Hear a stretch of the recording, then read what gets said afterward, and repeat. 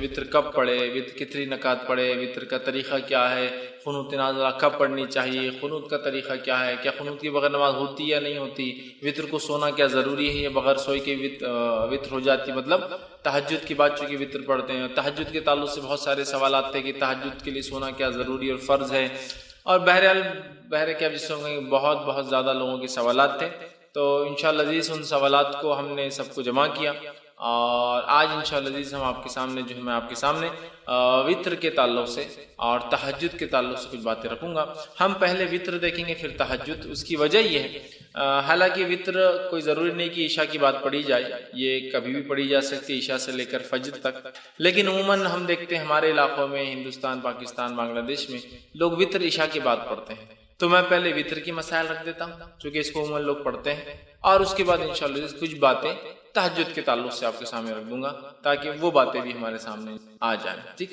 تو آئیے ہم سب سے پہلے وطر کی نماز کی فضیلت دیکھتے ہیں کہ وطر کی نماز کی کیا فضیلت ہے۔ وطر ویسے کہتے ہیں آڈ کو، مطلب کسی چیز کو جو ایون ہو، جس کو کہیں جفت ہو، اس کو طاق کر دینا، مطلب ایون کو آڈ کر دینا۔ جیسے کہ ہم نماز پڑھ رہے ہیں رات میں، اور نماز ہم پڑھتے ہیں 2 4 اس طرح سے ہوتی ہے، 2 2 2 2 جب ملتی جائیں گی تو اس کے بعد وہ ایون نمبر ہو جاتا ہے، ٹھیک ہے، جفت ہوتا ہے، تو اس کو طاق کرنے کے لیے، آڈ کرنے کے لیے جو ایک رکعت پڑھی جاتی ہے اس کو وطر کہا جاتا ہے، ٹھیک ہے۔ تو بہرحال وطر جو ہے ایک مستقل عبادت ہے اور ایک مستقل نماز ہے۔ بہت سارے لوگوں کو یہ غلط فہمی ہوتی ہے کہ وطر جو ہے عشاء کا ایک حصہ ہے، اس لیے میں بات رکھوں، تو وطر کوئی عشاء کا حصہ نہیں ہے، وطر ایک مستقل نماز ہے، ایک مستقل عبادت ہے جو نبی اکرم صلی اللہ علیہ وسلم کیا کرتے تھے، اور آپ پر یہ عبادت فرض بھی تھی، یاد رکھیں، امت پر فرض نہیں، تو آپ یہ عبادت وہ کرتے تھے اور مستقل کرتے تھے، شہر میں ہو، سفر میں ہو، اور ہمیشہ جو ہے آپ اس نماز کو پڑھا کرتے تھے۔ تو وطر ایک مستقل عبادت ہے، اور اس عبادت کو ہمیں چاہیے کہ ہم جو ہے کوشش کریں کہ ہم کریں، اور یہ عشاء کا حصہ نہیں ہے، یاد رکھیں، عشاء کے ساتھ بھی پڑھی جا سکتی ہے لیکن پارٹ آف عشاء نہیں ہے۔ جیسا بہت سارے لوگ اگر کوئی وطر پڑھ کے نہیں گیا تو ارے عشاء پڑھے اور وطر نہیں پڑھے آپ نے تو عشاء بھی قبول نہیں ہوتی، اس لیے کہہ رہا ہوں وطر ایک مستقل الگ عبادت ہے، عشاء کی نماز ایک الگ عبادت ہے، یاد رکھیں۔ لیکن عموماً ہمارے پاس وطر کے بعد، معاف کرنا، عشاء کے فوراً بعد وطر پڑھ لیتے ہیں، ملاتے ہیں، تو ایسا لگتا ہے جیسے کہ یہ اس کا حصہ، جبکہ وہ اس کا حصہ نہیں، یاد رکھیے۔ نبی اکرم صلی اللہ علیہ وسلم نے ارشاد فرمایا، اور یہ جو ہے جامع ترمذی اور جو ہے سنن دارمی کی روایت، آپ نے فرمایا اور کہا، اللہ تعالیٰ نے ایک نماز کے ذریعے تمہاری مدد فرمائی ہے، اور وہ نماز وطر ہے، اسے عشاء اور طلوع فجر کے مابین بیچ میں پڑھا کرو۔ اللہ تعالیٰ نے ایک نماز کے ذریعے تمہاری مدد فرمائی ہے تو تم اس نماز کو عشاء کے بعد سے لے کر فجر کے پہلے تک پڑھا کرو۔ تو اس حدیث سے یہ بات واضح ہوگی، عشاء کا وطر کا وقت کیا ہے؟ عشاء کے بعد سے لے کر فجر کے پہلے تک، یہ کس کا وقت ہے؟ وطر کی نماز پڑھنے کا وقت ہے، اور وطر کی نماز کے ذریعے اللہ رب العزت نے مسلمانوں کی کیا کی؟ مدد فرمائی ہے، ہیلپ کی ہے، مطلب یہ بہت افضل نماز ہے، ہم کوشش کریں کہ اس نماز کو ہم پڑھا کریں، ٹھیک۔ تو یہ نماز مستقل عبادت ہے، عشاء کے بعد بھی پڑھی جا سکتی ہے لیکن عشاء کا حصہ نہیں ہے، اور عشاء سے لے کر فجر کے شروع ہونے سے پہلے تک اس نماز کو ایک انسان کبھی بھی ادا کر سکتا ہے۔ اسی طرح ابو داؤد کی روایت ہے، یہ اس کی فضیلت، اور اس میں تو پہلی روایت میں ایک فضیلت پتہ چلی اور ایک وقت بھی پتہ چلا۔ دوسری ایک روایت جو ابو داؤد کی، ترمذی کی اور نسائی میں بھی یہ روایت آتی ہے، اس حدیث کے الفاظ اس طرح سے، نماز وطر تمہارے جو ہے، حضرت علی رضی اللہ عنہ فرماتے ہیں، اور ان کا قول اور بعد میں حدیث بھی اس کے اندر ہے، وہ فرماتے اور کہتے ہیں، نماز وطر تمہاری فرض نمازوں کی طرح حتمی تو نہیں، وطر کی نماز تم لوگوں کے لیے فرض تو نہیں جیسا کہ فرض نمازیں ہیں۔ پھر وہ کہتے ہیں، لیکن اللہ کے رسول صلی اللہ علیہ وسلم نے اپنایا اور اس کو عمل کیا، اس کو پڑھا اور فرمایا، اللہ وطر طاق ہے، اللہ وطر ہے، طاق ہے، آڈ ہے، اور آڈ کو پسند کرتا ہے، واللہ وطر ویحب الوطر، اللہ آڈ ہے اور آڈ کو پسند کرتا ہے۔ اللہ آڈ مطلب اللہ ایک ہے، اور آڈ ڈیجٹس کو پسند کرتا ہے، اس لیے نبی اکرم صلی اللہ علیہ وسلم کا عمل اگر آپ دیکھیں تو آپ اکثر عمل کو آڈ کرتے تھے، 1 3 5، یہاں تک کہ آپ کھانے میں ویسے ہی کرتے تھے، کھجور کھاتے تو 1 کھاتے، 1 سے زائد ہوتے تو 3 کھاتے، 3 سے زائد کھاتے تو 5 کھاتے۔ چونکہ آڈ نمبرز کی خصوصیت یہ ہے کہ جب اس کو ڈیوائیڈ کیا جاتا ہے تو اس کا ریمائنڈر ہمیشہ 1 ہوتا ہے، تو اللہ چونکہ آڈ ہے، 1 ہے، تو وہ پسند کرتا ہے۔ تو آپ نے فرمایا، حضرت علی فرماتے ہیں کیا یہ نماز تو فرض تو نہیں ہے، حضرت علی کے قول خود واضح ہے، لیکن آپ کو فرماتے ہیں کہ رسول اللہ صلی اللہ علیہ وسلم فرمایا اللہ وطر ہے، طاق ہے، پھر فرمایا اور اکائی طاق کو محبوب رکھتا ہے، پسند کرتا ہے۔ اے اہل قرآن، مطلب اے مسلمانوں، وطر کو پڑھا کرو، وطر کو پڑھا کرو۔ تو گویا حکم بھی ہے وطر کے پڑھنے کا، تو لہٰذا ہمیں وطر پڑھنے میں کوتاہی نہیں کرنی چاہیے اور وطر کو اپنا معمول بنا لینا چاہیے۔ آپ عشاء کے بعد سے لے کر فجر تک کبھی پڑھ سکتے ہیں، یہ مستقل ایک نماز ہے، کوئی ضروری نہیں کہ عشاء کے بعد ہی پڑھے جائے، عشاء کے بعد سو کر اٹھ کے پڑھیے یا آپ جاگ رہے ہیں تو بعد میں سوتے وقت پڑھیے، آپ کے اوپر ڈیپینڈ ہے بہرحال۔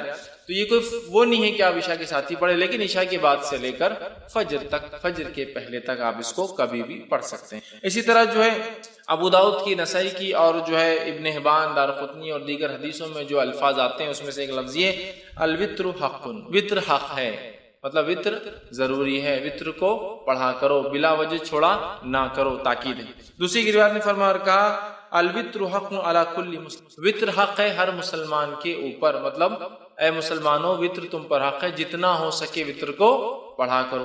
تیسری کی روایت میں فرمایا اور کہا الوتر حق ولیس بواجب، وطر حق ہے، ضروری ہے لیکن واجب نہیں ہے۔ ٹھیک، تو یہاں دیکھیے نبی اکرم صلی اللہ علیہ وسلم تاکید کر رہے ہیں وطر کے تعلق سے، اور یہ تاکید کر رہے کہ وطر واجب نہیں ہے لیکن اس کو پڑھا کرو، اس لیے کہ وہ حق ہے۔ تو اوپر کی روایتوں میں جو حق ہے کہ الفاظ بار بار آ رہے ہیں، اس سے یہ بات واضح ہو رہی ہے کہ وطر بڑی اہم نماز بلا وجہ سے چھوڑنا نہیں چاہیے، کوشش کرنا چاہیے کہ اس کو جتنا ہو سکے اتنا پڑھا جائے، لیکن یہ بات یاد رکھ لیجیے نماز واجب نہیں، چونکہ آپ سمجھ خود حدیث ہے وطر حق ہے لیکن یہ جو ہے واجب نہیں ہے، ضروری نہیں ہے۔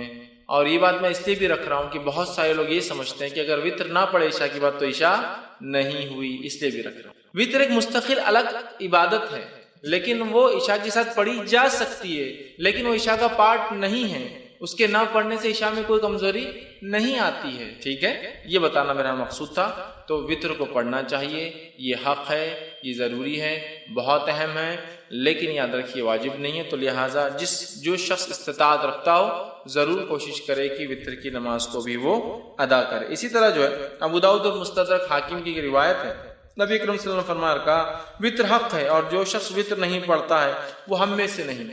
مطلب اس وطر کی اہمیت، وطر کی نماز کی اہمیت بتاتے ہوئے نبی اکرم صلی اللہ علیہ وسلم کیا فرما رہے ہیں، وطر کو پڑھا کرو اس لیے کہ حق ہے، اور جو وطر نہ پڑھے وہ ہم میں سے نہیں ہے۔ مطلب یہ ہوا کہ بلا وجہ وطر کو نہیں چھوڑنا چاہیے، بلا وجہ وطر میں کوتاہی نہیں کرنا چاہیے، جتنا ہو سکتا ہے اتنا کوشش کر کے وطر کو ضرور ہم لوگ پڑھے، لیکن یہ نماز واجب نہیں ہے۔ انشاءاللہ آگے میں اس کی تفصیلات رکھوں گا۔ خود اوپر کی روایت میں وضاحت بالکل ہو گئی کہ وہ حق ہے لیکن واجب نہیں ہے، لیکن وہ اتنی اہم نماز ہے کہ زور دینے کے لیے، ایمفسائز کرنے کے لیے نبی کریم صلی اللہ علیہ وسلم وہ حق ہے بول کر جو وطر نہ پڑھے وہ ہم میں سے نہیں، مطلب بلا وجہ وطر کی نماز کو چھوڑنے والا ہم میں سے نہیں، مطلب وہ غلط کام کرتا ہے، اسے چاہیے کہ وطر کو ادا کیا کرے اگر طاقت استطاعت سہولت ہو تو۔ اسی طرح جو ہے نبی اکرم صلی اللہ علیہ وسلم فرماتے ہیں، یہ طبرانی کی دارقطنی کی روایت آپ نے فرمایا کہا، مسند احمد میں بھی یہ روایت آتی ہے، اور آپ نے فرمایا کہا 3 چیزیں میرے لیے فرض ہیں، تمہارے لیے تطوع کا لفظ یعنی سنت ہے۔ 3 چیزیں میرے لیے واجب ہے، فرض ہے، میں اس کو کرتا ہوں، اور تمہارے لیے یہ چیز جو آپ سے فرماتے سنت ہے۔ کیا کیا ہے؟ قربانی، آپ نے فرمایا قربانی نبی کے فرض تھی، ہمارے لیے سنت ہے۔ دوسرا فرمایا نماز وطر، نماز وطر نبی کریم صلی اللہ علیہ وسلم کے لیے فرض تھی، ہمارے لیے سنت ہے۔ اور تیسرا فرمایا فجر کے پہلے کی 2 رکعتیں، فجر کی 2 رکعت نماز، یہ دوسروں پر آپ نے فرمایا سنت ہے، مطلب تطوع ہے، لیکن میرے لیے یہ چیزوں کو اللہ نے واجب کر دیا، فرض کر دیا۔ تو اس سے بھی وطر کی اہمیت پتہ چلتی ہے کہ کتنی ہمیں۔ اسی طرح جو ہے نبی اکرم صلی اللہ علیہ وسلم کا جو معمول تھا وہ یہ تھا، آپ وطر کی نماز کو کبھی نہیں چھوڑتے تھے، آپ کو یہاں تک کہ سفر میں بھی وطر کی نماز پڑھتے ہوئے دیکھا گیا۔ مطلب وطر کی نماز کو نبی اکرم صلی اللہ علیہ وسلم نے اپنا معمول بنا دیا تھا، اور آپ سفر میں بھی، حالانکہ سفر میں قصر ہوتا ہے، جمع بھی ہو سکتی ہے، نمازیں ملائی بھی جا سکتی ہے، 2 نمازیں فجر اپنے وقت پر ظہر اثر ایک ساتھ پڑھ سکتے ہیں آپ، چاہے ظہر کے وقت میں چاہے اثر کے وقت میں، مغرب عشاء ایک ساتھ پڑھ سکتے ہیں، چاہے مغرب کے وقت میں چاہے عشاء کے وقت میں۔ تو گویا 3 وقت میں 5 نمازیں ہوتی ہے، اور اس میں بھی قصر کا آپ کو موقع ہے، مطلب نمازیں ہاف ہو جاتی ہے۔ فجر 2 کی 2 رکعت ہوتی ہے فرض، ظہر کی 4 کی 2 ہو جاتی ہے، عصر کی 4 کی 2 ہو جاتی ہے، مغرب کی 3 ہوتی ہے، اور عشاء کی 4 کی 2 ہو جاتی ہے۔ مطلب فرض میں بھی قصر ہے، لیکن نبی اکرم صلی اللہ علیہ وسلم نے اس حالت میں بھی جو ہے وطر کو پڑھا، وطر کو پڑھا۔ تو وطر کی نماز اس سے پتہ چلتا ہے بڑی اہمیت کے حامل ہے۔ اب وطر کی نماز کیا ہے، اس کا حکم کیا ہے؟ سنت ہے، واجب ہے، موقدہ ہے؟ جیسے ہمارے پاس جو عموماً چلانے ہیں واجب الوطر بولتے ہیں، وہ کیوں؟ وہ جو حدیث میں نے اس سے پہلے آپ کے سامنے رکھی کہ جو وطر نہ پڑے وہ ہم میں سے نہیں ہے، تو اس سے پتہ چلا رہی ہے تو بہت اہم، ورنہ مسلمان نہیں ہے وہ شخص۔ لیکن علماء لکھتے ہیں یہ وضاحت کے لیے ہے، اہمیت بتانے کے لیے ہے، لیکن یہ اسلام سے خارج نہیں ہوتا کوئی وطر کی وجہ سے، ٹھیک ہے؟ تو یہ واجب نہیں، بلکہ اس کے تعلق سے صحیح قول یہ کہ وطر کا پڑھنا سنت موقدہ ہے، واجب نہیں یاد رکھ، اس لیے کہ ہمارے پاس اور خاص طور سے حنفی مسلک میں فرض الگ چیز ہے، واجب الگ چیز ہے، جبکہ ہمارے نزدیک یہ ہے کہ فرض اور واجب ایک ہی چیز ہے، یاد رکھیں فرض اور واجب کی اہمیت ایک جیسی ہوتی ہے۔ تو بہرحال وہ کہتے واجب ہے، ٹھیک ہے، ہم کہتے واجب نہیں، سنت موقدہ ہے، سنت موقدہ، اور یہی قول جمہور علماء کا، یاد رکھیے۔ اور نبی اکرم صلی اللہ علیہ وسلم کی ایک حدیث میں نے آپ کے سامنے پہلے رکھ بھی دی تھی۔ اسی طرح ایک اور روایت ہے جو میں نے پہلے آپ کے سامنے رکھی تھی، جس میں آپ نے فرمایا اور کہا کہ یہ جو ہے آپ فرماتے نہیں سوائے اس کے تطوع یعنی سنت نفل پڑھے، مطلب وطر کی نماز یہ جو ہے یہ سنت ہے، سنت موقدہ ہے۔ ایک رات میں فرمایا مجھ پر فرض ہے اور تم لوگوں پر تطوع، تم لوگوں پر کیا ہے؟ سنت ہے، تم لوگوں پر یہ نماز فرض نہیں ہے۔ تو اس سے پتہ چلا یہ نماز واجب نہیں بلکہ سنت موقدہ ہے، ٹھیک ہے۔ اسی طرح امام مالک جو ہے اور مسند احمد کے اندر روایت آتی ہے، عبادہ بن صامت رضی اللہ عنہ اس کے راوی فرماتے اور کہتے ہیں کہ جس کے اندر آپ صلی اللہ علیہ وسلم نے فرمایا کہ یہ تطوع، یہ نماز سنت ہے، نہ کہ تم پر فرض، تو بلکہ یہ جس کو ہم کہیں گے عام زبان میں سنت موقدہ جو کہتے ہیں نا، ایسی سنت جس کو نبی اکرم صلی اللہ علیہ وسلم نے ہر حال میں کرنے کی کوشش کی، یہ نماز ایسی ہے، یاد رکھیے وطر۔ اب وطر کی نماز کا وقت کب شروع ہوتا ہے اس کے تعلق سے دیکھ لیتے ہیں۔ تو میں سمجھتا ہوں پہلی حدیث میں نے درس کی ابتدا میں جو بتائی واضح ہے کہ یہ نماز کے ذریعے اللہ نے ہماری مدد کی، اور یہ نماز عشاء کے بعد سے لے کر فجر کے پہلے تک پڑھی جا سکتی ہے، ٹھیک ہے۔ تو اس کا وقت شروع ہوتا ہے عشاء کے بعد سے فجر کے طلوع ہو، مطلب سورج مطلب فجر کے شروع ہونے سے پہلے تک، مطلب اس کو عام زبان میں کہوں تو عشاء کے بعد سے سحر کے وقت کے ختم ہونے تک، چونکہ سحر کا وقت ختم ہوتا ہے تو فجر شروع ہو جاتی ہے، تو اس کا وقت رات میں عشاء کے بعد سے لے کر سحر کے شروع ہونے کے پہلے تک ہے۔ تو ہم لوگ کوشش کریں کہ اس عمل کو جو ہے اگر ہم کرنا چاہتے ہیں تو عشاء کے بعد سے لے کر فجر کے پہلے تک کر سکتے ہیں۔ ابو داؤد، ترمذی اور ابن ماجہ کی روایت ہے، آپ صلی اللہ علیہ وسلم فرمایا اور کہا اسے نماز عشاء اور طلوع فجر کے مابین پڑھو، عشاء کے بعد اور طلوع فجر کے شروع ہونے کے بیچ میں کہیں آپ اس نماز کو پڑھ سکتے ہیں، یاد رکھیں، ٹھیک ہے۔ اسی طرح جو ہے آپ صلی اللہ علیہ وسلم فرماتے ہیں، اور صحیح بخاری اور صحیح مسلم کی متفق علیہ روایت آپ نے فرمایا اور کہا نبی اکرم صلی اللہ علیہ وسلم رات کے ہر حصے میں نماز وطر ادا فرمائی، ابتدائی حصے میں بھی، وسط شب میں بھی، اور رات کے آخری حصے میں بھی۔ اور یہ روایت حضرت عائشہ سے ہے کہ حضرت عائشہ فرماتی ہے کہ آپ صلی اللہ علیہ وسلم وطر کی نماز عشاء کے بعد بھی پڑھتے تھے، اس کے بعد سے لے کر نماز رات کے کسی بیچ کے حصے میں بھی پڑھتے تھے، اور اس کے علاوہ رات کے آخر حصے میں بھی پڑھا کرتے تھے۔ تو اس سے پتہ چلا کہ وطر کی نماز عشاء کے بعد سے لے کر فجر کے پہلے تک کبھی بھی پڑھی جا سکتی ہے، اور نبی اکرم صلی اللہ علیہ وسلم نے عشاء کے بعد سے لے کر فجر کے پہلے تک پڑھا۔ اسی طرح ایک دوسری روایت صحیح بخاری اور صحیح مسلم کی، آپ نے فرمایا اور کہا اور آپ صلی اللہ علیہ وسلم نے جن دنوں میں وفات پائی، مطلب یہ روایت میں عائشہ فرماتی ہے اور کہتی ہے اس روایت میں کہ جن دنوں میں نبی اکرم صلی اللہ علیہ وسلم وفات پائی ان دنوں میں آپ آخری حصے سحر کے وقت وطر کو پڑھا کرتے تھے۔ اس سے کیا پتا چلا؟ آپ صلی اللہ علیہ وسلم عشاء کی بعد بھی پڑھتے، بیچ میں پڑھتے، اور آخر وقت میں، لیکن آپ نے کیا کیا؟ اس کو آخر وقت میں اللہ کے رسول اس کو سحر کے وقت پڑھا کرتے تھے۔ اسی طرح جو ہے نبی اکرم صلی اللہ علیہ وسلم کا جو ہے ایک حکم ہے، حدیث ہے جو صحیح بخاری صحیح مسلم کی روایت آپ نے فرمایا کہا صبح ہونے سے پہلے پہلے وطر کو پڑھ لو، مطلب صبح ہونے سے پہلے پہلے تک وطر کو ہم کو پڑھ لینا چاہیے۔ تو پتہ چلا وطر عشاء کے بعد سے لے کر فجر کے پہلے تک کبھی بھی آپ پڑھ سکتے ہیں، اور نبی اکرم صلی اللہ علیہ وسلم نے اس کو عشاء کے بعد سے لے کر فجر تک کبھی بھی پڑھا، اور اس کو ہم کہیں گے عشاء کے بعد بھی پڑھی جا سکتی ہے، لیکن آخر وقت میں پڑھنا افضل ہے، سحر کے وقت میں پڑھنا افضل ہے، اس لیے کہ انسان سوتا ہے، سو کر اٹھتا ہے، اٹھنے کے بعد پھر نفل نمازیں مطلب تہجد پڑھتا ہے، اور تہجد کے بعد اگر وطر پڑھتا ہے تو یہ افضل ہے، یاد رکھیے۔ اب آپ کہیں گے خالی وطر کو رات میں کیوں اٹھنا ہے؟ تو تہجد بھی پڑھنا، لیکن میں تہجد انشاءاللہ آخری میں رکھوں گا وہ حصہ۔ تو یہ جو وطر کو ہم کہہ رہے ہیں آخری وقت میں پڑھنا افضل ہے، اس سے مراد ہے آخری وقت میں انسان رات میں اٹھے، تہجد کی نماز پڑھے، تہجد کے بعد اپنی وطر پڑھ لے۔ صحیح مسلم کی روایت ہے، ماں عائشہ رضی اللہ عنہا سو جاتی تھی، آپ سب ان کو اٹھاتے تھے اور کہتے عائشہ اٹھ اور وطر پڑھ لے، مطلب تہجد ادا کر، اور تہجد ادا ہونے کے بعد اپنی وطر کی نماز، چونکہ عموماً صحابہ آخر وقت میں وطر پڑھتے تھے چاہے تہجد کے وادی تھے، لہٰذا چونکہ تہجد ایک بہت افضل عمل ہے، یاد رکھیے بہت افضل، نفل نمازوں میں سب سے افضل نماز ہے یہ، تو لہٰذا وہ لوگ روکے رکھتے تھے اپنی نماز کو وطر کو، اور تہجد میں اٹھتے تھے، تہجد میں اٹھنے کے بعد وطر پڑھتے تھے، تو اللہ کے رسول صلی اللہ علیہ وسلم ماں عائشہ کو اٹھاتے تھے تاکہ وہ اپنی وطر ادا کرے، مطلب تہجد پڑھ لے اور اس کے بعد وطر بھی ادا کرے۔ تو یاد رکھیے یہ آخری وقت افضل ہے، لیکن کوئی ضروری نہیں ہے، آپ کو ڈر ہے خدشہ ہے رہ جائیں گی نہیں پڑھ پاؤں گا تو بہرحال پہلے بھی پڑھ سکتے۔ اسی طرح جو ہے جامع ترمذی، ابن ماجہ اور مسند احمد کی روایت ہے، نبی اکرم صلی اللہ علیہ وسلم فرمایا کہا تم میں سے جس شخص کو یہ اندیشہ ہو کہ وہ رات کے آخری حصے میں نہیں جاگ سکیں گا تو اسے چاہیے کہ رات کے پہلے حصے میں ہی وطر پڑھ لے۔ جس کو ایسا لگے کہ میں رات میں نہیں اٹھ سکتا ہوں تو اسے چاہیے کہ وطر پہلے پڑھ لے، مطلب عشاء کے بعد پڑھ لے۔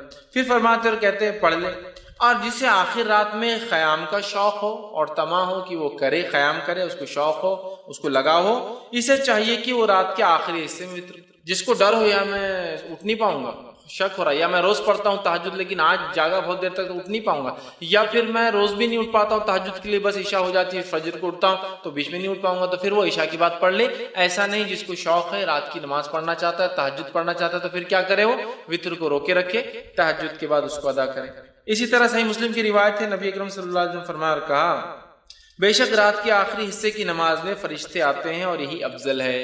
رات کے آخر حصے میں نماز کے وقت فرشتے حاضر ہوتے اور یہ افضل ہے۔ تو پتہ چلا تہجد کو آخر وقت میں پڑھنا، آخر وقت میں پڑھنا، سحر کے وقت پڑھنا، فجر سے پہلے پڑھنا افضل ہے، اور اسی طرح وطر کو بھی سحر سے پہلے، سحر کے آخر وقت میں پڑھنا، یا رات کا آخری حصہ تیسرا پہر ہوتا ہے جس سے فجر پھر شروع ہو جاتی ہے اس کے بعد، اس سے پہلے پڑھنا افضل ہے، چونکہ اس وقت فرشتے حاضر ہوتے ہیں۔ تو اسی سے میں نے کہا افضل تو آخر حصے میں ہے، لیکن عشاء کے بعد بھی فوراً اسے ادا کیا جا سکتا ہے، یاد رکھیں فوراً ادا کیا جا سکتا ہے۔ اسی طرح جو ہے صحیح بخاری اور صحیح مسلم کی ایک روایت ہے، ابو ہریرہ رضی اللہ عنہ فرماتے اور کہتے ہیں میرے خلیل، مطلب نبی اکرم صلی اللہ علیہ وسلم، خلیل مطلب بہت جگری گہرا دوست، تو فرماتے ہیں میرے خلیل نبی اکرم صلی اللہ علیہ وسلم مجھے خاص طور پر 3 باتوں کی وصیت فرمائی ہے، 3 باتوں کی مجھے تاکید کی۔ پہلا، میں ہر مہینے کے 3 روزے رکھوں، ایام 20 کے روزے جو کہ 13، 14 اور 15 تاریخ چاند کے حساب سے اس کے روزے رکھوں، یہ آپ نے ان کو تاکید کی تھی، چاند کی جو ہے 13، 14 اور 15 تاریخ کو میں روزے رکھوں۔ اسی طرح آپ نے فرمایا اور کہا صلاۃ الضحیٰ یعنی چاشت کی 2 رکعتیں نماز پڑھو۔ اسی طرح فرماتے اور کہا یہ کہ سونے سے پہلے میں وطر پڑھ لیا کروں، مطلب سونے سے پہلے پڑھ لیا کروں، مطلب انسان سونے سے پہلے وطر پڑھ سکتا ہے، اور ہم جانتے ہیں وطر رات کی آخری نماز ہوتی ہے اور تہجد کے بعد ہوتی ہے، تو لہٰذا کوئی انسان بغیر جاگے، بغیر سوئے بھی تہجد پڑھ سکتا ہے۔ یہ جواب ہے، بہت سے لوگ بولتے ہیں نا تہجد کے لیے سونا ضروری ہے، افضل ہے سو کر اٹھ کر پڑھنا، اس لیے کہ اٹھنا، مشقت کرنا، وضو کرنا،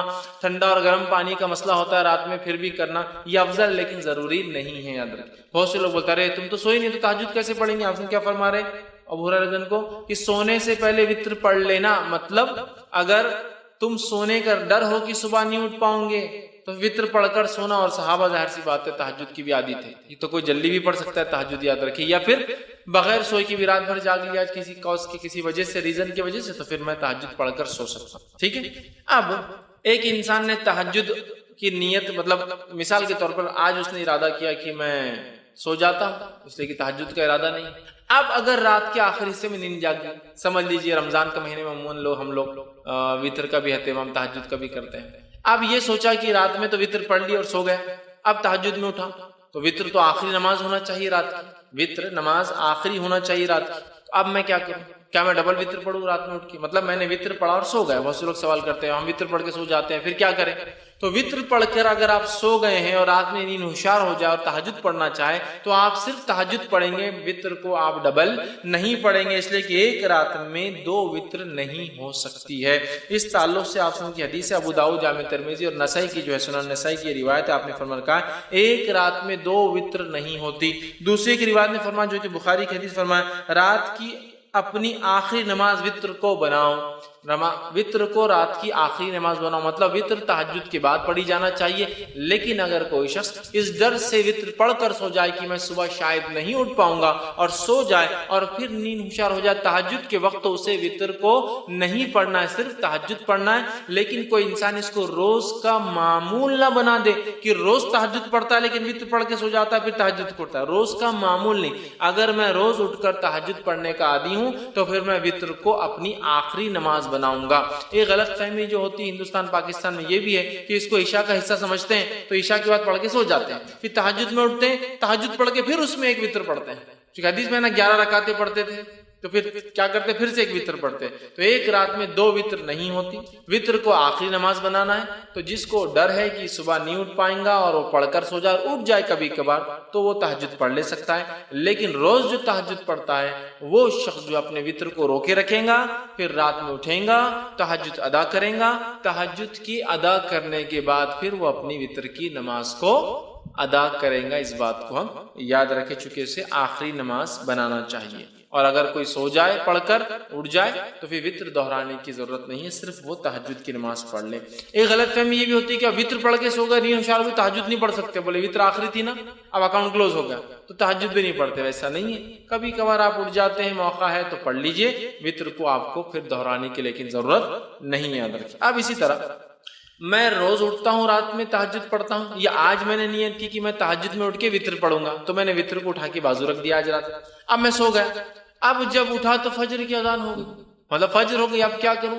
تو کیا میری وطر کی قضا ہوگی؟ چلو تہجد تو چلے گی، چھوڑو، چونکہ تہجد کا مسئلہ نہیں، لیکن وطر تو بڑی اہم نماز تھی۔ تو یاد رکھیے وطر کی نماز ایک ایسی نماز ہے جس کی قضا نبی اکرم صلی اللہ علیہ وسلم ثابت ہے، چونکہ آپ اتنا پڑھتے تھے، کثرت سے پڑھتے تھے، ہمیشہ پڑھتے تھے، سفر میں پڑھتے تھے، گھر پر پڑھتے تھے، کہ آپ نے اس کی قضا بھی کی۔ اور اس تعلق سے ایک روایت ہے جو ابو داؤد، مستدرک احمد اور جو مستدرک حاکم کی حدیث، آپ نے فرمایا جو شخص وطر سے سویا رہ جائے، مطلب ارادہ تھا اٹھ کے پڑھوں گا لیکن سو گیا، روز پڑھتا تھا سو گیا، یا آج نیت کر کے وطر نہیں پڑھی کہ تہجد پڑھوں گا اور میں سو گیا، تو آپ فرماتے ہیں جو شخص وطر سے سویا رہا، سو جائے یا بھول جائے، اب یاد ہی نہیں رہی آج وطر پڑھا نہیں پڑھا، مطلب جاگتا تو رہا لیکن بھول گیا، بھول جائے تو وہ انہیں صبح کے وقت یا پھر جب یاد آ جائے پڑھ لے، تو پھر وہ شخص اسے صبح کے وقت اور جب یاد آ جائے، حالانکہ وطر کب پڑھنا ہے؟ صبح سے پہلے، فجر سے صبح چالو ہو جاتی ہے، فجر سے پہلے پڑھنا ہے، لیکن جو شخص سویا رہا یا بھول گیا وہ کیا کرے؟ وطر کو صبح پڑھ لے یا جب یاد آ جائے جب پڑھ لے۔ اس سے پتہ چلا وطر کی نماز کی قضا ہو سکتی ہے، لیکن روز کا معمول نہیں ہو سکتا ہے۔ جیسے روز فجر چھوٹتی تو اس کی قضا کرتے، وطر روز چھوڑ کے نہیں ہو سکتا، لیکن اگر چھوٹ جائے آدھی آدمی کی، آج ارادہ کر کے سویا تھا کہ تہجد پڑھوں گا، وطر چھوڑ دیا تھا، تو پھر صبح نیند ہوشیار ہونے کے بعد وطر پڑھ لے، چاہے فجر میں اٹھے وقت ہو تو پڑھ لے، پھر فجر کی نماز پڑھے، یا فجر کا وقت ہے تو پھر فجر پڑھ لے، اور اس کے بعد سورج نکلنے کا اگر نکلنا شروع ہوگا تو انتظار کرے، اور نکلنے کے بعد صبح میں پڑھ لے۔ تو اس سے پتہ چلا وطر کی نماز کو قضا بھی کیا جا سکتا ہے، لیکن معمول نہ ہو، بلکہ جو ہمیشہ پڑھتا اور چھوٹ جائے تو، ورنہ آپ جو ہمیشہ ہی کریں گے اس کی قضا ویسا نہیں، یہ فرائض میں سے نہیں، یاد رکھ، ٹھیک ہے۔ لیکن میں نے آج نیت کیا کہ وطر پڑھوں گا، مطلب تہجد پڑھوں گا، وطر پڑھوں گا، یا میں روز تہجد پڑھتا ہوں اور وطر پڑھتا ہوں اور آج بھول گیا، تو اس کی قضا ہو سکتی ہے، یاد رکھ، ٹھیک ہے۔ اب آئیے وطر کی رکعتیں کتنی ہیں، وطر کی نماز سے کتنی رکعتیں ہوں؟ تو وطر کی نماز صحیح بخاری اور صحیح مسلم کی روایت ہے، اب سنن نسائی ہے، مستدرک حاکم ہے، بیہقی ہے، اور اتنی ساری حدیثیں آتی ہیں جس کے اندر آپ صلی اللہ علیہ وسلم سے وطر کی نماز 1 رکعت، وطر کی نماز 3 رکعت، وطر کی نماز 5 رکعت، وطر کی نماز 7 رکعت اور وطر کی نماز 9 رکعت ثابت ہے، اور کچھ روایتوں میں وطر کی نماز 11 رکعت اور 13 رکعت بھی ثابت ہے، لیکن زیادہ مشہور اور معروف چیز جو ہے وہ 1 رکعت، 3 رکعت، 5 رکعت، 7 رکعت اور 9 رکعت معروف ہے، لیکن کچھ علماء نے 11 بھی ثابت کی ہے اور 13 بھی ثابت ہے، لیکن اس میں تھوڑا سا شبہ یہ ہے کہ وہ 11 تہجد کے ساتھ تھی اور 13 تہجد کے ساتھ فجر کی 2 تھی، تو اس لیے میں وہ نہیں لے رہا ہوں، لیکن 9 رکعت تک تو بالکل ثابت ہے۔ لیکن ہمارے پاس چلن کس چیز کا ہے؟ کیا چیز مشہور اور معروف ہے؟ ہم لوگوں کے پاس جو ہے 3 رکعت مشہور اور معروف ہے، کوئی ایک پڑھ لے تو بھی وہ خارج ہو جاتا ہے، مطلب دھکے دھکے پر لوگ اسلام سے خارج ہو جاتے ہیں، مسلک سے خارج ہو جاتے ہیں، بے دین ہو جاتے ہیں۔ 1 رکعت بھی ثابت ہے، لیکن 3 معروف، لیکن 3 ضروری نہیں، یاد رکھیے، 1 بھی، 3 بھی، 5 بھی، 7 بھی اور 9 رکعتوں تک پڑھ سکتے ہیں۔ اب آئیے ایک کے بعد ایک ہم دیکھتے ہیں یہ نماز، اس کی دلیل اور اس کے بعد اس کا طریقہ، یہ 1 کیسی پڑھیں گے، 3 کیسی پڑھیں گے، 5 کیسی پڑھیں گے، 7 کیسی پڑھیں گے اور 9 رکعت کیسے پڑھیں گے، ٹھیک ہے۔ جو آدمی کی جیسی سہولت، صحت، حالات کے اعتبار سے 1 پڑھے، 3 پڑھے، 5 پڑھے، 7 پڑھے، 9 پڑھے، ٹھیک ہے۔ یہ تہجد کی رکعتوں کے علاوہ ہے۔ تہجد کی رکعتیں کتنی، انشاءاللہ تہجد پورا الگ سے ایک چیپٹر ہے، وہ لوں گا جب بتاؤں گا۔ اب آئیے 1 رکعت کے تعلق صحیح بخاری اور صحیح مسلم کی روایت ہے، نبی اکرم صلی اللہ علیہ وسلم رات کی نماز جو ہے 2 رکعتیں کرتے تھے، اور جب جو ہے آپ نے فرمایا تمہیں صبح ہونے کا اندیشہ ہو تو اسے 1 رکعت کر لو، مطلب آپ صلی اللہ علیہ وسلم فرمایا، کہا جب آپ سے پوچھا گیا تو آپ نے فرمایا رات کی نماز 2 رکعتیں کر کے ہے، مطلب 2 کر کے پڑھنا چاہیے۔ پھر آپ نے فرمایا جب تمہیں صبح ہونے کا ڈر ہو تو کیا کرو، پھر 1 رکعت ادا کر لو۔ تو اس سے پتہ چلا 1 رکعت بھی وتر پڑھی جا سکتی ہے۔ اسی طرح ابو داؤد، سنن نسائی اور سنن ابن ماجہ کی روایت ہے، آپ صلی اللہ علیہ وسلم نے وتر ہر مسلمان کا حق کہا، مطلب ثابت ہے، کرنا چاہیے۔ جو شخص 5 رکعتیں پڑھنا چاہے وہ 5 پڑھ لے، جو شخص 3 پڑھنا چاہے پسند کر 3 پڑھ لے، اور پھر جو صرف 1 ہی وتر پڑھنا چاہے تو 1 ہی پڑھے۔ اس حدیث میں کتنے لفظ آگے، 5 پڑھنا چاہے 5 پڑھے، 3 پڑھنا چاہے 3 پڑھے، 1 ہی پڑھنا چاہے تو 1 ہی پڑھے۔ تو 5 کے لفظ حدیث میں آ گئے، 3 کے لفظ حدیث میں آ گئے اور 1 کے لفظ حدیث میں آ گئے، تو 1 رکعت بھی وتر پڑھی جا سکتی ہے۔ اسی طرح بہت سارے صحابہ کا عمل تھا، جس میں سے ایک معروف ہے جیسا کہ جو ہے معاویہ بن ابی سفیان رضی اللہ عنہ، یہ جو ہے 1 رکعت ہی ہمیشہ پڑھا کرتے تھے، ٹھیک۔ اب اسی طرح 3 رکعت والی روایت ہم دیکھ لیتے ہیں۔ تو اسی طرح جو ہے صحیح بخاری اور صحیح مسلم کی روایت ہے، عائشہ رضی اللہ عنہا فرماتی اور کہتی ہیں نبی اکرم صلی اللہ علیہ وسلم قیام اللیل کرتے، رات کی نماز پڑھتے اور پھر آخر میں 3 رکعت ادا کرتے، ٹھیک، 3 رکعت ادا کرتے اور 3 رکعت وتر پڑھتے قیام اللیل کے بعد۔ تو اس روایت میں آ گئے 3 کے الفاظ، تو 3 پڑھی جا سکتی۔ اسی طرح صحیح مسلم کی، جامع ترمذی کی اور سنن نسائی کی روایت آپ نے فرمایا، حضرت عائشہ فرماتی ہے آپ قیام اللیل کرتے پھر آپ نے 3 وتر پڑھتے تھے، مطلب آپ سے پہلے قیام اللیل کرتے اس کے بعد 3 وتر پڑھتے تھے، تو یہاں 3 کے لفظ آ گئے۔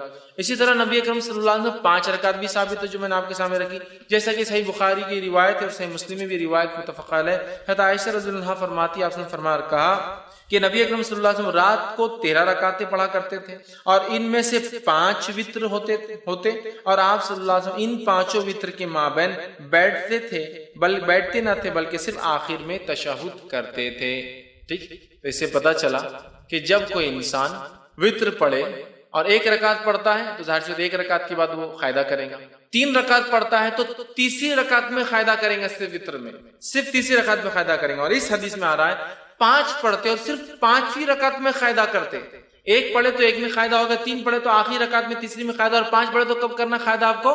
4 رکعت آپ کنٹینیوس پڑھیں گے بغیر قاعدے کے، 2 ہو گئی کھڑے ہو جائیں گے، تیسری ہو گئی، چوتھی ہو گئی کھڑے ہو جائیں گے، 5ویں کے بعد آپ قاعدہ کر کے سلام کریں گے۔ تو 5 رکعت میں صرف آخری میں قاعدہ کرتے۔ تو اس حدیث کے اندر الفاظ کیا کہ آپ 5 پڑھتے اور 5 میں مابین بیٹھتے نہیں، مطلب سلام نہیں پھیرتے، بلکہ مطلب قاعدہ بھی نہیں کرتے، سلام بھی نہیں پڑھتے، سیدھا کھڑے ہو جاتے اور 5ویں میں تشہد کے لیے آخر میں بیٹھتے۔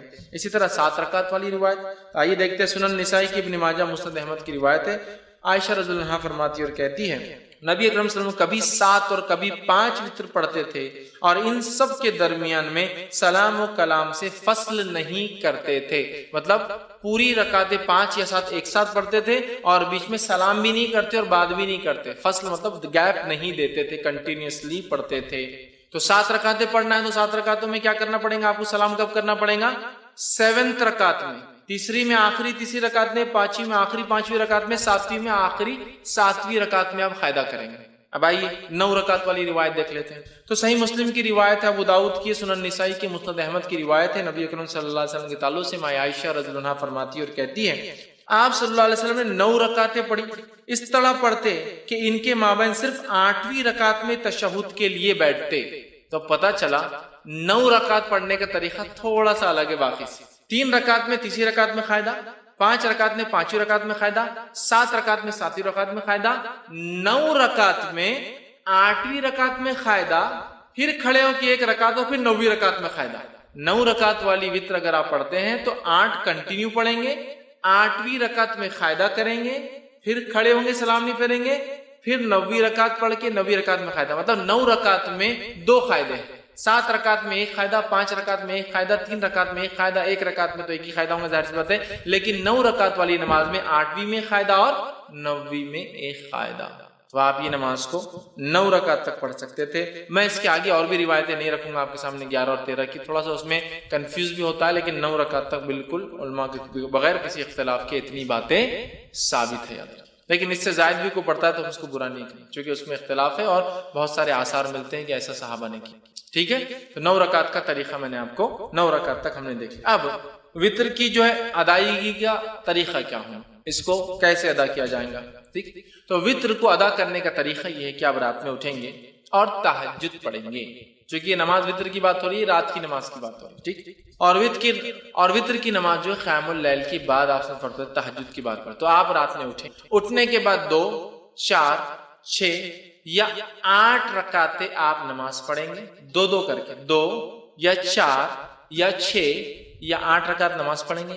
ان نمازوں کے بعد 1 یا 3 یا 5 یا 7 یا 9 رکعت وتر پڑھیں گے. ہوگی بات ختم. یہ طریقہ ہے. پہلے آپ تہجد کے لیے اٹھیں گے، تہجد کی نماز پڑھیں گے جو کہ 2 یا 4 یا 6 یا 8 رکعت زیادہ سے زیادہ.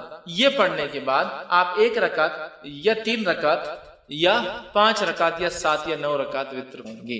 یہ اس کا پڑھنے کا طریقہ ہے. یاد رکھیے، طریقہ یاد رکھیے، اور یہی یاد رکھیے، درست چیزیں یاد رکھیے کہ ہم جو ہے اس طرح سے اس نماز کو ادا کریں تہجد کے بعد.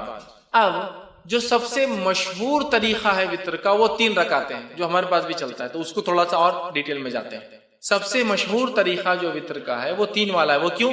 حضرت عائشہ کی وہ روایت یاد کیجئے موطا امام مالک کی کہ نبی اکرم صلی اللہ علیہ وسلم رمضان یا غیر رمضان 11 رکعتوں سے زیادہ نہیں پڑھتے تھے. تو 11 رکعت میں 8 رکعت تہجد کی اور 3 رکعت وتر کیا. تو 3 پڑھنا سب سے مشہور طریقہ ہے.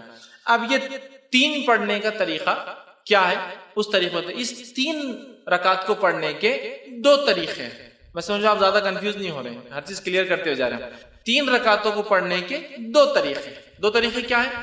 2 سلام سے 3 رکعت یا 1 سلام سے 3 رکعت. تھوڑا اس کو اور وضاحت کرتا ہوں. 2 سلام اور 2 قاعدے سے 3 رکعت یا 1 سلام اور 1 قاعدے سے 3 رکعت. طریقہ بتاؤ. پہلا طریقہ، آپ نماز وتر کے لیے کھڑے ہوئے، آپ نے تکبیر کہی، ہاتھ باندھ لیا. اب آپ نماز پڑھتے ہیں 2 رکعت. 2 رکعت نماز ختم ہونے کے بعد قاعدہ کرتے ہیں. قاعدے کے بعد آپ السلام علیکم ورحمۃ اللہ، السلام علیکم. کتنی رکعت ہوئی؟ 2. پھر 2 کے بعد آپ کھڑے ہوتے 1 رکعت کی نیت سے. پھر آپ رکعت باندھتے اور 1 رکعت پڑھ کے قاعدہ کرتے السلام علیکم ورحمۃ اللہ، السلام علیکم ورحمۃ اللہ. 3 رکعت وتر، 2 سلام اور 2 قاعدے سے. 2 سلام ہوئے، 2 کے بعد سلام پھیر دیا، مطلب قاعدہ بھی ایک زیادہ ہوا، یہ بھی ہوا. اس کے بعد 1 رکعت پڑھی، 1 قاعدہ کیا اور سلام. 2 سلام 2 قاعدے. دوسرا طریقہ 1 سلام اور 1 قاعدے سے. پہلا طریقہ سمجھ میں آ گیا، 2 رکعت پڑھی، سلام پھیر دیا، پھر کھڑے ہوئے 1 رکعت پڑھی، سلام پڑھی، تو قاعدے بھی 2 ہوئے، سلام 2 ہوئے. اب 1 سلام سے اور 1 قاعدے والا طریقہ، آپ نے رکعت باندھی وتر کی، 3 رکعت کی نیت سے آپ کھڑے ہوئے، اللہ اکبر کے ہاتھ باندھا، کنٹینیوسلی 3 رکعت پڑھیں گے. اب 1 ختم ہوئی، دوسری پڑھا آپ نے، دوسری ختم ہوئی، بیٹھیں گے نہیں، اب قاعدے میں کھڑے ہو جائیں گے، تیسری آپ پڑھیں گے. تیسری رکعت کے پڑھنے کے بعد آپ قاعدہ کریں گے اور پھر السلام علیکم رحمۃ اللہ وسلم. 1 قاعدہ اور 1 سلام سے 3 رکعت اور 2 قاعدے 2 سلام سے 3. سمجھ میں آ گئی بات؟ کلیئر ہے؟ بہت زیادہ کنفیوژن نہیں ہے. سعودی عرب میں سب سے زیادہ معروف طریقہ وہ پہلا والا ہے.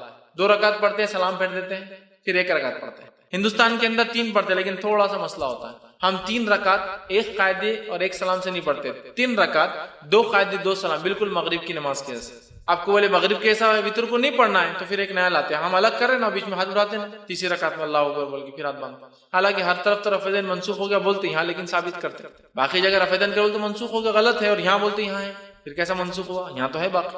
تو بہرحال الگ کرنے سے مراد، مغرب سے وتر کو الگ کرنے سے مراد یہ نہیں کہ منمانے طریقے سے الگ کرو.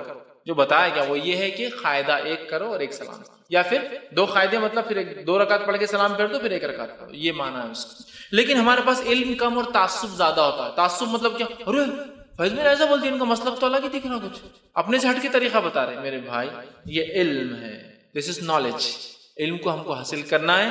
بہت ساری بات ہم کو نالج نہیں ہوتا کسی چیز کا، تو اس کا مطلب یہ نہیں کہ ہمارا مسلک الگ ہے، ہم بھٹک گئے، بلکہ ہماری کمزوری تھی، ہماری جہالت تھی کہ ہم نے علم حاصل نہیں کیا. ٹھیک ہے، تو لہٰذا 3 رکعت کے دونوں طریقے میں نے آپ کو بتا دیے اور دونوں سنت سے ثابت ہے. لیکن تیسری رکعت میں کھڑے ہو کر سورہ فاتحہ اور وغیرہ پڑھ کر پھر اللہ اکبر کے ہاتھ اٹھا کے پھر سے باندھنا یہ سنت سے ثابت نہیں ہے. اس تعلق سے آپ سب سے کچھ بھی ثابت نہیں، نہ صحیح نہ ضعیف. خاص طور سے اٹھا کے پھر باندھنا نہ صحیح ثابت ہے نہ ضعیف. لہٰذا میں کہوں گا آپ کو اگر 3 ایک ساتھ پڑھنا ہے تو ایک قاعدے سے پڑھیے، آخری رکعت میں آپ کو کوئی ڈبل سے ہاتھ نہیں اٹھانا ہے بیچ میں. اب پھر وہ دعائے قنوت کیسے کرنا، پھر فرق کیسے کرنا، دعائے قنوت کی طرف میں جا رہا ہوں. پہلے میں طریقے بتانا چاہ رہا تھا تو ہو گیا 3 وتر کا طریقہ، 2 طریقے 3 وتر کے، یہ میں سمجھتا ہوں واضح ہو گئی. اور نبی اکرم صلی اللہ علیہ وسلم سے بہت ساری حدیثوں میں بات سب، جیسے صحیح مسلم کی اور صحیح بخاری کی روایت متفق علیہ. عبداللہ بن عمر رضی اللہ عنہما فرماتے آپ سب رات کی نماز کو 2 رکعتیں کر کے پڑھتے تھے اور آخر میں 1 رکعت وتر پڑھتے تھے. 2 مطلب 5 سلام ہو گئے، اس کے بعد آپ کھڑے ہوتے اور 1 پڑھتے ہیں، ٹوٹل ہوئی 11 رکعت. ٹھیک ہے، تو یہ طریقہ ہے اور ایک ساتھ پڑھنے کا بھی آپ سے ملتا ہے. اسی طرح رکعت وتر میں کیا خلط کر سکتے ہیں؟ تو رکعت وتر میں سورہ فاتحہ کے بعد آپ کچھ بھی خلط کر سکتے ہیں. اور وتر کی رکعت کی خصوصیت یہ ہے کہ اس میں تیسری رکعت میں بھی آپ کو ضمی سورہ ملانا ہے. دوسری نماز میں آپ صرف پہلی 2 رکعتوں میں کرتے ہیں نا، نفل چھوڑ کر، جیسا آپ فرائض وغیرہ. اس میں آپ کو جیسا آپ نفل نماز پڑھتے ہیں، ہر رکعت میں آپ کو سورہ فاتحہ کے بعد ضمی سورہ ہر رکعت میں ملانا ہے. 3 ہو 5 ہو 7 ہو، ہر رکعت میں سورہ فاتحہ کا ضمی سورہ ملانا ہے، یاد رکھیں. تو آپ جو آپ کو سہولت ہو سورہ فاتحہ کے بعد آپ وہ ضمی سورہ ملائیں. لیکن اگر کوئی خاص سنت نبی اکرم صلی اللہ علیہ وسلم کیا پڑھتے تھے، تو اگر خاص سنت جاننا ہے تو ابو داؤد، نسائی اور ابن ماجہ کی روایت ہے، نبی اکرم صلی اللہ علیہ وسلم، جس میں حضرت عائشہ فرماتی نبی اکرم صلی اللہ علیہ وسلم تہجد جب پڑھتے اس کے بعد وتر پڑھتے تو سورہ فاتحہ کے بعد پہلی رکعت میں سبح اسم ربک الاعلی سورہ اعلیٰ تلاوت کرتے، دوسری رکعت میں قل یا الکافرون تلاوت کرتے، اور تیسری رکعت میں قل هو اللہ احد تلاوت کرتے. تو اگر خاص سنت آپ کو فالو کرنا ہے تو سبح اسم ربک الاعلی، ٹھیک، سورہ جو اعلیٰ، اس کے بعد سورہ کافرون اور اس کے بعد سورہ اخلاص. ٹھیک، ایک روایت میں یہ بھی ملتا ہے کہ نبی اکرم صلی اللہ علیہ وسلم آخری رکعت میں سورہ اخلاص، سورہ فلق اور سورہ ناس تینوں ملا کر پڑھتے تھے. تو آپ چاہیں تو یہ بھی کہیں سورہ فلق، سورہ اخلاص، قل اللہ احد، قل اعوذ برب الفلق، قل اعوذ برب الناس، تینوں آپ پڑھتے تھے. یہ روایت بھی ملتی ہے. لیکن اگر آپ کو یہ سب یاد نہیں ہے تو آپ کو جو پڑھنا ہے پڑھیں، اسلام آپ کو روکتا نہیں. پہلی رکعت میں سورہ اخلاص پڑھ لیجیے، دوسری رکعت میں سورہ فلق پڑھیے، تیسری رکعت سورہ ناس، کو مسئلہ نہیں، کیونکہ آپ کو یہ اگر 3 یاد ہے. لیکن جس کو یاد ہو اور چاہتا ہے کہ سنت کی اتباع کرے تو یہ اچھا ہے کہ وہ سورہ اعلیٰ، سورہ کافرون، سورہ اخلاص. لیکن یہاں ایک چیز واضح کر دوں، اس کے علاوہ بھی امام پڑھے تو اس میں کوئی حرج اور غلطی نہیں. ورنہ بہت سے لوگ آتے ہیں تمہارا منہج غلط دکھ رہا تھوڑا، اس میں کیا ہے، پڑھ سکتا ہے آدمی. بہت سارے لوگ ایسے ہوتے ہیں کہ ذرہ برابر سورہ بھی الگ ہو تو بولتے تم نے گڑبڑ کی کچھ. تبھی جو سہولت ہو قرآن کا، جو حصہ آسان ہو وہ پڑھے. لیکن کوئی اگر اتباع کرنا چاہتا ہے کہ نبی کیا پڑھتے تھے آپ سب یہ پڑھتے تھے، لیکن ضروری نہیں ہے، قرآن کا جو یاد ہے آپ کو پڑھ سکتے ہیں تو آپ یہ پڑھتے. اور ایک روایت میں آتا ہے کہ آپ آخری رکعت میں سورہ اخلاص، سورہ فلق اور سورہ ناس تینوں کی تلاوت کیا کرتے ہیں. اسی طرح آپ صلی اللہ علیہ وسلم کے تعلق سے مسند احمد، نسائی اور ابن ماجہ کی روایت آتی ہے کہ نبی اکرم صلی اللہ علیہ وسلم 3 رکعت وتر سے فارغ ہونے کے بعد سلام پھیرتے. سلام پھیرنے کے بعد 3 مرتبہ یہ الفاظ ادا کرتے سلام کے بعد، سبحان الملک القدوس. 3 بار یہ الفاظ ادا کرتے، سبحان الملک القدوس، سبحان الملک القدوس، سبحان الملک القدوس. یہ 3 بار پڑھتے. اور ایک روایت میں آتا ہے کہ نبی اکرم صلی اللہ علیہ وسلم سبحان الملک القدوس 2 بار آہستہ پڑھتے اور تیسری بار تیز پڑھتے. مطلب جس کو حضرت عائشہ فرماتی ہم سن سکتے تھے، مطلب 2 بار پڑھتے سبحان الملک القدوس، سبحان الملک القدوس 3 بار. اور اس میں بھی آتا ہے کہ روایت میں جب آپ آخری بار تیز پڑھتے تو یوں پڑھتے کہ القدوس کو لمبا کھینچتے، سبحان الملک القدوس لمبا کھینچتے. یہ بھی طریقہ ہے. وتر پڑھ لیا آپ نے، اس کے بعد آپ سبحان الملک القدوس، سبحان الملک القدوس لمبا کھینچتے، یہ پڑھ سکتے. اسی طرح ایک روایت اور آتی دارقطنی کی، اس میں اضافی الفاظ یہ کہ نبی اکرم صلی اللہ علیہ وسلم سبحان الملک القدوس کہنے کے بعد یہ بھی کہتے ہیں رب الملائکۃ والروح.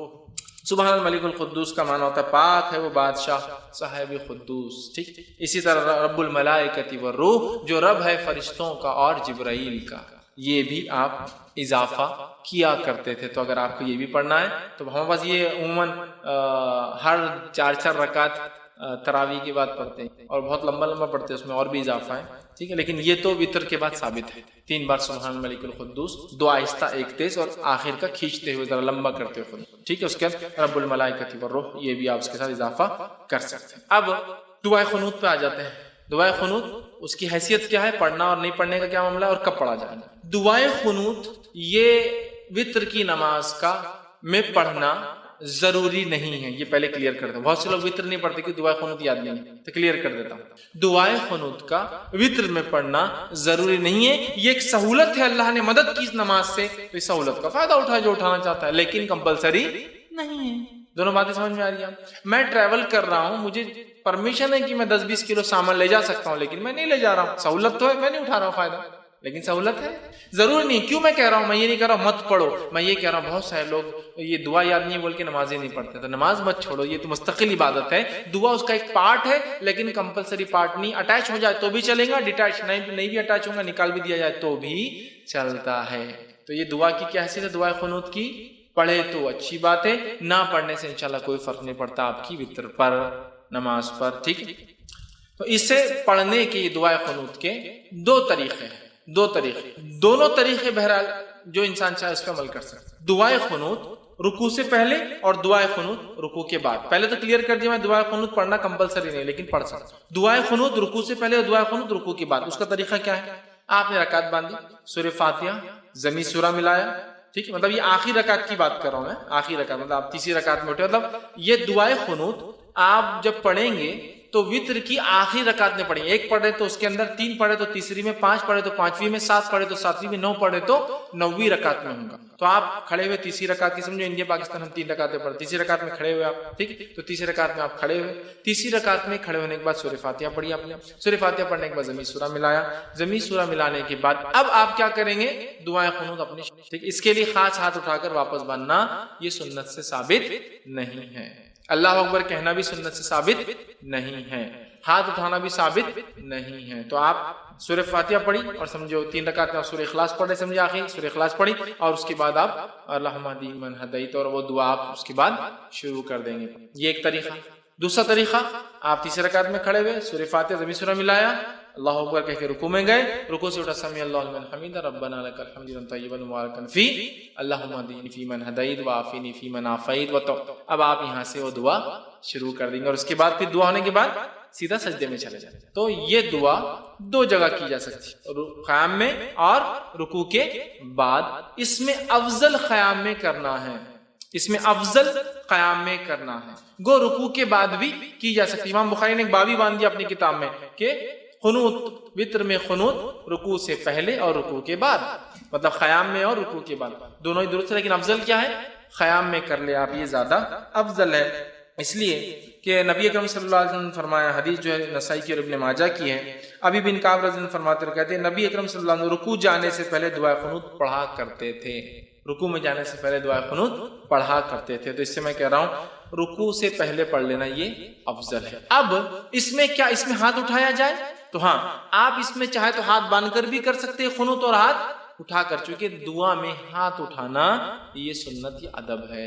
تو آپ ہاتھ اٹھا کے بھی کر سکتے ہیں، لیکن ہاتھ اٹھانے کے بعد چہرے پر ہاتھ پھیر کر پھر رکوع میں جانا یہ درست نہیں ہے. اس لیے کہ کسی بھی دعا کے بعد چہرے پر ہاتھ پھیرنے والی روایت ابو داؤد کی ضعیف ہے. تو آپ کو عام دعا میں بھی بہت سے لوگ دعا پڑھ کے ہاتھ پھیرتے ہیں، نہیں، درست ثابت نہیں سنت. دعا پڑھیے اور چھوڑ دیجیے، دعا ہو بہت سے لوگ ہاتھ پھیرتے ہیں. تو اسی طرح دعا میں چونکہ ہاتھ اٹھائے جا سکتے، تو ابو داؤد کی روایت مطلب آپ رات میں بھی ہاتھ اٹھا سکتے ہیں. وطر کے اندر دعا جب کر رہے ہیں آپ، سمجھ لیجیے آپ نے قیام کیا، سورہ فاتحہ اور سورہ اخلاص پڑھ لی، اس کے بعد اللہم اہدنی فیمن ہدیت وہ پڑھ لیا، اور پھر سیدھا رکوع میں آپ چلے. ہاتھ پھیرنے والی روایت ضعیف ہے. عام حالت میں مت پھیریے اور نماز میں بھی مت پھیریے ہاتھ کو. ٹھیک ہے، آپ نے ہاتھ چھوڑ دیا، آپ رکوع میں چلے گئے. تو یہ تھے قنوت پہلے اور قنوت بعد میں، دونوں بھی ہو سکتا ہے. افضل پہلے ہے لیکن بعد میں بھی پڑھا جا سکتا ہے. اسی طرح جو ہے قنوت کے اندر جو ہے کون سی دعائیں پڑھی جائے. ٹھیک ہے، دعائیں قنوت میں جو ہے مطلب اس میں کون سی دعائیں پڑھی جائے، تو یاد رکھیے عموماً جو ہمارے پاس جو دعا چلتی ہے وہ قنوت کے لیے، وہ دعا اس طرح سے ہم لوگ پڑھتے ہیں، اللہم انا نستعینک ونستغفرک، وہ دعا ایک کامن ہے. لیکن جو سنت سے جو زیادہ قریب اور جو ثابت دعا ہے وہ یہ والی دعا ہے جو پڑھنی چاہیے، وہ اللہم اہدنی فیمن ہدیت وعافنی فیمن عافیت. انشاءاللہ عزیز جو لوگ نیٹ پر اس کو دیکھیں گے، دعا آپ کے ویڈیو کے اندر جو ہے بیک گراؤنڈ میں آ جائیں گی، آپ اس پہ سے دیکھ کر یاد کر سکیں. ٹھیک، تو یہ دعا زیادہ بہتر ہے. اور وہ اللہم انا نستعینک وہ جو دعا ہے اس کے تعلق سے ایک روایت آتی ہے کہ اللہ کے رسول وہ فجر کے قنوت میں پڑھا کرتے تھے. وہ دعا وطر کے قنوت میں نہیں، وطر کی دعا نہیں تھی، وہ فجر میں کرتے تھے. جب قنوت نازلہ، آپ کبھی فجر میں پڑھتے تو یہ پڑھتے ہیں، اور جب وطر میں پڑھتے تو یہ پڑھتے، اس لیے کہ حضرت حسن کو اللہ کے رسول صلی اللہ علیہ وسلم نے یہ قنوت خود سکھایا تھا، اللہم دین فی من ہدیت والا. سمجھ؟ اب بہت سے لوگوں کو یہ یاد ہوتا ہے اللہم دینا فی من ہدیت، وہ جمع کا صیغہ ہے، لیکن اصل حدیث میں الفاظ دینی کے ہیں، اللہ میرے لیے ہدایت اور میرے لیے، لیکن جب وہ اجتماعی میں عالم کرتا ہے تو دینا کر دیتا ہے، اللہ ہمارے لیے. ٹھیک، لیکن اصل کے حدیث کے الفاظ تو دینی والا ہی ہے، پورا سنگولر ہی ہے وہ دعا، پلورل میں نہیں ہے وہ دعا جو سکھائی گئی. ٹھیک ہے، تو یہ دعا جو ہے زیادہ بہتر یہ ہے انشاءاللہ. اور بہت سارے علماء نے یہ بھی کہا کہ اللہم دینی فی من ہدیت بھی کوئی چاہے تو پڑھ لے، اللہم انا نستعینک یہ دعا بھی چاہے تو پڑھ لے، دونوں ملا کے پڑھ لے، کوئی مسئلہ نہیں. سمجھ رہے بات کو؟ یہ بھی پڑھ لے یہ بھی پڑھ لے، دونوں میں کوئی مسئلہ نہیں. لیکن زیادہ جو بات پتہ چلتی ہے محدثین کے اقوال سے وہ یہ ہے کہ آپ سب وطر میں یہ پڑھتے تھے، اور فجر کے قنوت نازلہ میں یہ والی اللہم انا نستعینک ونستغفرک یہ دعا جو ہے فجر کے قنوت. لیکن اگر کوئی پڑھنا چاہے تو دونوں بھی ملا کر پڑھ سکتا ہے.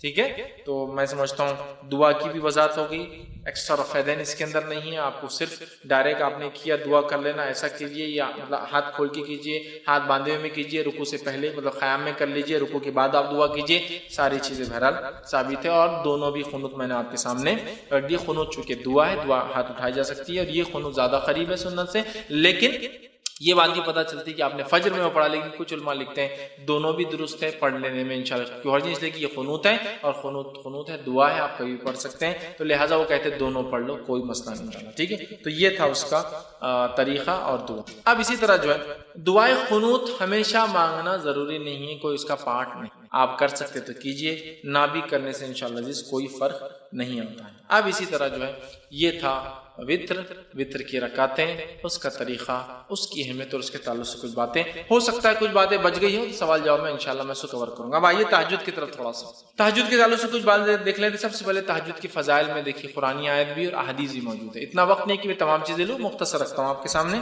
سب سے پہلی چیز تو اللہ رب العزت سورہ بنی اسرائیل، یہ سورہ اسراء سورہ نمبر 17 آیت نمبر جو ہے 79 کے اندر فرماتا ہے، 79 کے اندر فرماتا ہے، کہتا ہے وَمِنَ اللَّيْلِ فَتَهَجَّدْ بِهِ نَافِلَةً لَكَ. اللہ فرماتا ہے کہتا ہے اور رات کو تہجد پڑھو، یہ آپ صلی اللہ علیہ وسلم کے لیے نفل ہے. آپ اے نبی رات میں تہجد پڑھا کرو، یہ آپ کے لیے نفل ہے. عَسَىٰ يَبْعَثَكَ رَبُّكَ مَقَامًا مَحْمُودًا، ہو سکتا ہے اللہ اس کے ذریعے آپ کو مقام محمود پر پہنچا دے. ٹھیک ہے، تو اس لیے کہ قرآن سے پتہ چلتا ہے کہ تہجد کا ذکر قرآن میں اور اس کی بڑی اہمیت ہے، اس کو پڑھنا چاہیے. اسی طرح دوسرے مقام پر سورہ بنی اسرائیل میں اللہ نے آگے فرمایا، کہا بے شک اللہ سے ڈرنے والے متقی لوگ باغوں اور چشموں میں ہوں گے، وہاں ان نعمتوں کو پائیں گے جو ان کا رب انہیں دے گا. بے شک وہ اس سے پہلے نیکوکار تھے، وہ راتوں کو بہت کم سوتے تھے اور بوقت سحر اللہ تعالیٰ سے بخشش طلب کرتے تھے. رات کو اٹھ کر، مومنوں کی صفت ہے، رات کو اٹھ کر اپنے رب سے بخشش طلب کرتے تھے، اس لیے کہ رات کا آخری پہر وہ پہر ہوتا ہے جس میں اللہ رب العزت آسمانی دنیا پہ نزول کرتا ہے اور ایک ندا اور آواز لگائی جاتی ہے. یہ صرف رمضان کے لیے خاص نہیں ہے، سارے سال ہوتا ہے کوئی مغفرت کا طلب کرنے والا میں معاف کرنے والا ہوں، ہے کوئی مانگنے والا میں دینے بیٹھا. صحیح مسلم کی روایت ہے. بہت سی بار یہ رمضان میں لوگ پیش کرتے ہیں روز کی، اور بہت سی بار یہ روایت کو لوگ شب برات کے لیے پیش کرتے ہیں. یہ روز کی ہے، روز اللہ آسمانی دنیا پہ فرسٹ جس کو کہیں گے اسکائی پر آتا ہے اور ایک ندا آواز لگائی جاتی ہے کوئی مانگنے والا. تمہیں سمجھ رہے بات؟ تو بہرحال اس کا تذکرہ قرآن میں بھی ہے.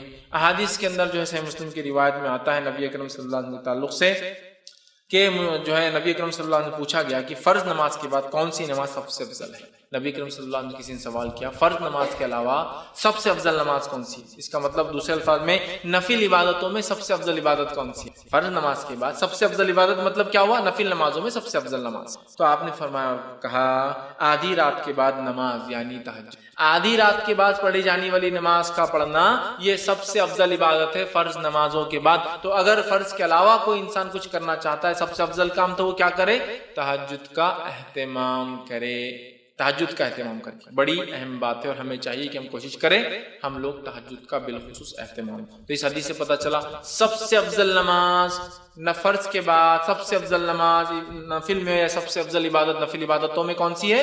تہجد کا ادا کرنا. اور اس تہجد کے بعد یہ پڑھا جاتا ہے کیا؟ وطر، جو میں نے پہلے لے چکے ہیں. ہم لوگ پہلے پڑھ لیتے وطر عشاء کے بعد، عام طور سے تہجد نہیں پڑھتے لوگ، یہاں بس عشاء کی بات کا اس لیے اس کو پہلے رکھا، حالانکہ وہ اس کے بعد آتی.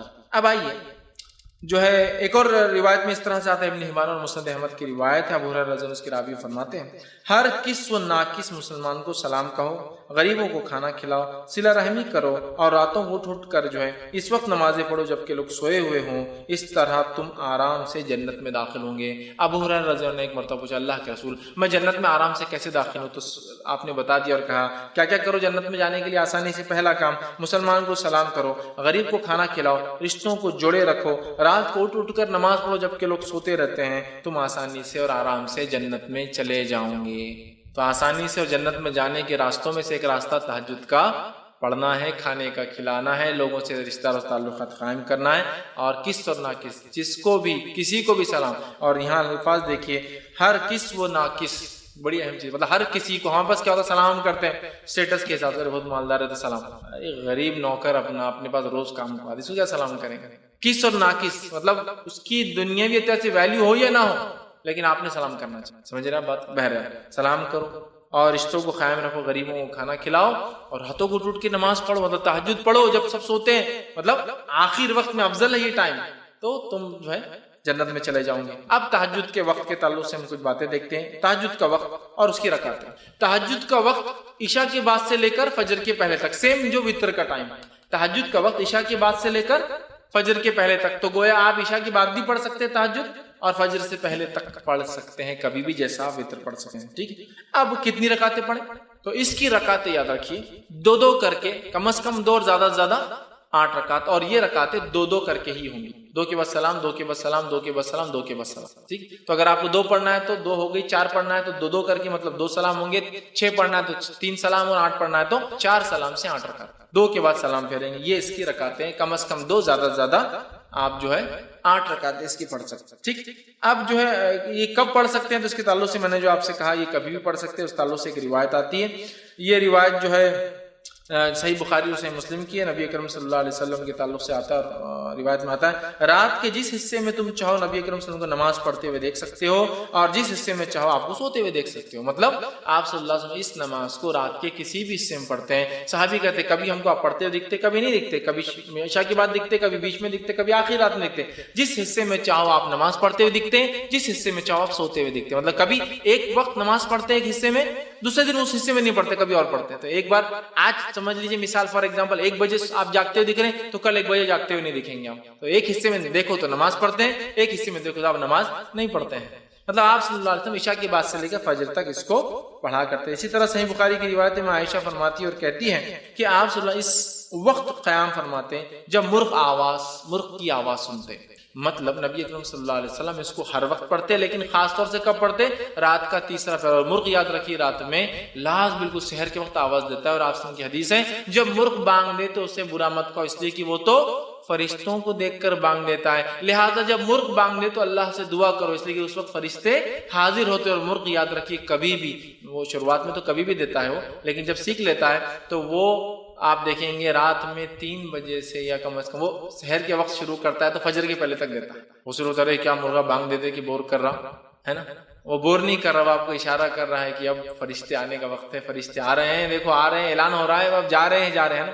جیسا کوئی بڑا منسٹر ہے آپ کے گھر اور آپ کو کسی نے بلایا نا گھر پر، کتاب اوپر لیں گے، ہم کو نہیں بلایا، ربا نے دیکھو مل لی خود ہی منسٹر صاحب سے اور فلاں ہو گیا، تو فرشتے حاضر ہوتے ہیں نا، ان کی حاضری کا وقت ہے، تو مرغ تو اعلان کر رہا ہے بھائی آ جائیے، الارم ہے، اٹھ کے فائدہ اٹھا لیجیے۔ تو بہرحال اس کو برا مت کہو، فرشتوں کو دیکھ کر بانگ لانا، ٹھیک ہے۔ بہرحال تو آپ خاص طور سے آخر وقت میں پڑھتے تھے، لیکن پڑھا کبھی بھی جا سکتا ہے، ٹھیک ہے۔ اور آخر وقت میں کیوں پڑھنا چاہیے اس کو افضل میں نے کیوں کہا؟ آئیے اس تعلق سے صحیح ستہ کی ہر کتاب میں، بخاری، مسلم، ابو داؤد، نسائی، سنن ابن ماجہ، ترمذی، سب میں آتی روایت، حدیث کے الفاظ ہے جب رات کا تہائی حصہ باقی رہ جاتا ہے، 1/3، اس لیے میں نے کہا تہائی، تیسرا حصہ، تہائی حصہ باقی رہ جاتا ہے تو جو ہمارا بزرگ اور برتر پروردگار اللہ تعالیٰ آسمانی دنیا یعنی پہلے آسمان پر اترتا ہے اور کہتا ہے، ایک ندا لگائی جاتی ہے، کوئی مجھ سے دعا کرنے والا ہے میں اس کی دعا قبول کروں گا، کوئی سوال کرنے والا ہے میں اس کا سوال پورا کروں گا، کوئی ہے جو بخشش چاہتا ہے میں اس کو بخش دوں گا۔